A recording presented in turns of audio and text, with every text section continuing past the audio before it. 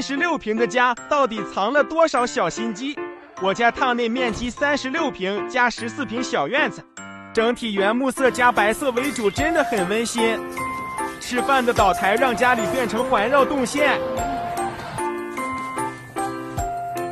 开放式厨房洗了切了厂一条线可爽了。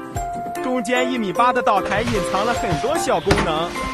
这边是我的迷你电饭煲，退休 iPad 在就业秒变智能管家。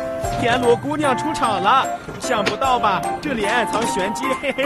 看星星，感觉要零食自由了。给你们变个魔术，再变一个，嘿嘿嘿。这边是我家的多功能家政柜，主打一个要啥啥都有。打开折叠门，直接表演一个影院入室。院子里种了一棵柚子树，期待它开花结果。飘窗下的空档咱不放过，空调外机位咱也不放过。因为客餐厅厨房整个打通，所以选了超大风量的科隆空调，送风距离远，卧室都能感受到凉风。再跟我一起来卧室看看吧，这里是我的梳妆台兼书桌。每天看到窗外的柚子树，心情也太好了。床尾空间也是一整排柜子。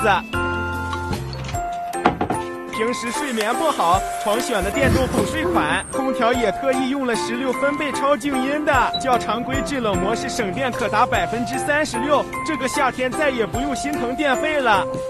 再来看看俺的半开放式衣帽间，衣服各有各家，包包也有家了。